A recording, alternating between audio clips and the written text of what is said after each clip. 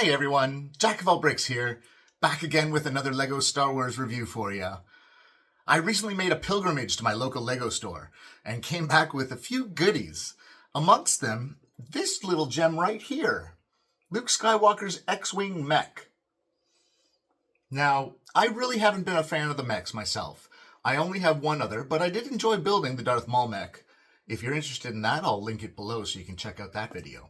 But I find that this one is probably one of the more unique designs for this mech series, so I'm really interested in taking a look at it with you. In fact, what I plan on doing is showing you the entire build through a cool time-lapse video. So let's take a look at that now, shall we?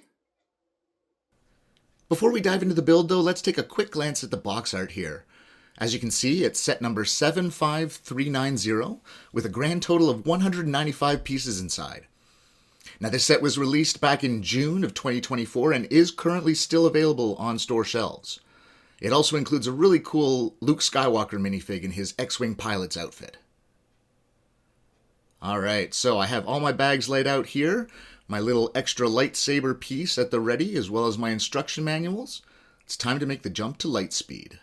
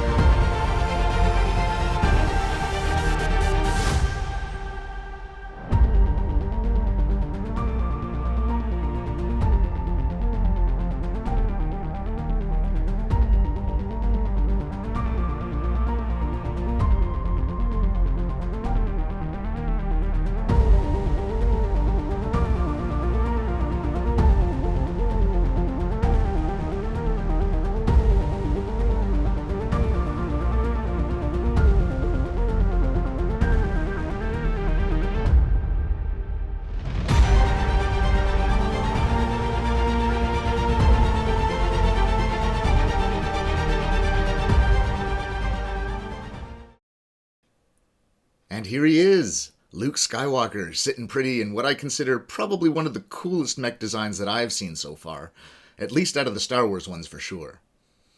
As you can see, he's got his lightsaber at the ready. He also has a blaster that he can use, which incorporates a stud shooter, which is kind of cool. I love the S-foils for like the X-Wing design on the back. They look absolutely amazing. And they're on ball joints too, so you can actually move them around. Now, on the subject of ball joints, I am a little disappointed in the articulation of this figure. The joints are only at the ankles, the hips, and the shoulders. So there's no elbow or knee joints, which makes posing it kind of a challenge, or at the very least limited. Here he is with just his lightsaber in hand, ready to strike down the evil forces in sort of more of an action pose. And here he is with more of a stationary pose, with his blaster at the ready to mow down legions of stormtroopers. As I said, it was a little difficult to find really cool poses to show off because of those lack of elbow and knee joints. But what I was able to do is show you how the S-foils look when they're closed. So you could call this the Guardian stance, where he's ready for anything. Now, I do understand that maybe knee joints would be a little bit of a trouble because of the fact that he needs to be supported, but at the very least, you could have put some elbow joints in, I think. That would have really improved this mech, in my opinion. However, I gotta say, it does look great with all my other Red 5 models in this little cubby right here, so I'm really happy to have it as part of my collection. Overall, I gotta give this set a solid 8 out of 10. It was a really fun build, and the design is just so cool. I only wish that there were a couple more points of articulation in it, specifically at the elbows. It'd give you a much wider range of motion and allow you to pose it in a whole bunch of different ways. Also, I'm a little disappointed in the Luke Skywalker minifig. It's very basic. Even something like arm printing to give it that little extra would have been nice. But what do you guys think? Let me know down in the comments.